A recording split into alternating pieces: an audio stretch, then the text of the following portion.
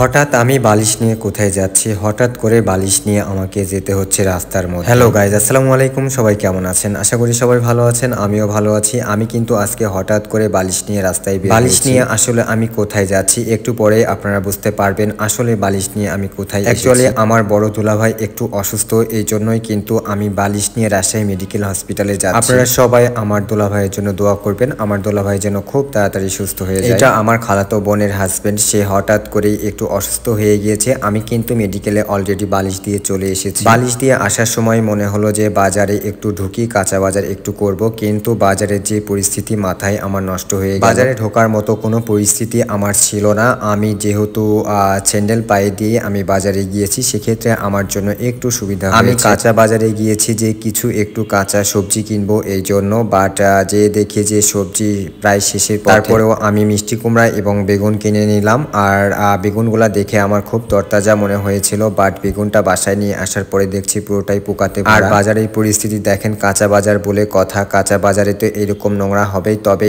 এই বাজারটা একটু বেশি নোংরা মনে হয়। তারপরেও বর্তমানে কিন্তু সবজির দাম একটু সস্তা থাকার কারণে ভালো লাগছে, কারণ সবজির দাম আগের চাইতে অনেকটা সস্তা পেয়েছি। এটি হচ্ছে রাজশাহী সাহেব বাজারের কাঁচা বাজার। সাহেব বাজারের কাঁচা বাজারে কিন্তু অলওয়েজই এরকম বৃষ্টির দিনে রাস্তায় হাঁটা যায় না। তারপরে দেখছি আমের বাজার। আপনারা সবাই জানেন রাজশাহী আমের জন্য বিখ্যাত। কত কত আম ফেলে রাখছে, মানুষ নেওয়ার মতো নাই, কারণ মানুষ কিন্তু আম নিয়ে খুব খুব খুব এবার স্ট্রাগল করছে। আমার গ্রামের বাসায় কিন্তু অনেক আমের গাছ আছে, এই জন্য আমাকে আম কিনতে হয় না। আমি আম কিনলাম না, বাট আমাকে কলা কিনতেই হবে। আমার ছোট্ট মেয়েটা কিন্তু কলা খায়, ওর জন্য আমাকে কলা অবশ্যই নিতে হবে। তারপরেও রাত হয়ে গিয়েছে, ভালো কলা আমি পেলাম না। এই মামার কাছে কিছু কলা দেখলাম, দেখে ভাবলাম যে নিয়ে নিই, কারণ একটু পাকা কলা লাগবে। মামা আমাকে দেখে দেখে কলাগুলো দিচ্ছিল। আগে ছোটবেলায় যখন আমি বাজারে যেতাম আমার দাদুর সঙ্গে, তখন দেখতাম যে 4 টাকা 2 টাকা হালি কলা, বাট এখন কলার দাম কত আপনারা সবাই বলে। সেই সময়ের তুলনায় এখন প্রায়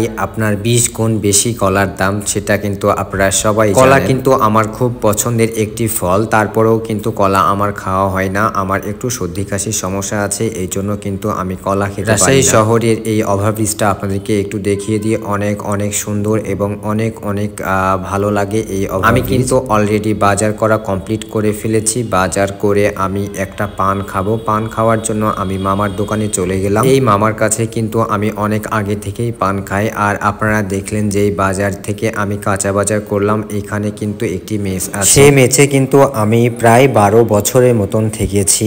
আর এই জায়গাটার মায়া আমি এই জন্যই ভুলতে পারি না। তার সঙ্গে আপনাদেরকে রাজশাহীর কাঠগোলাপটা দেখিয়ে নিলাম, কেমন লাগলো একটু জানাবেন। আজকে এই পর্যন্তই। সবাই ভালো থাকবেন, সুস্থ থাকবেন। আসসালামু আলাইকুম। সবাই আমার জন্য দোয়া করবেন।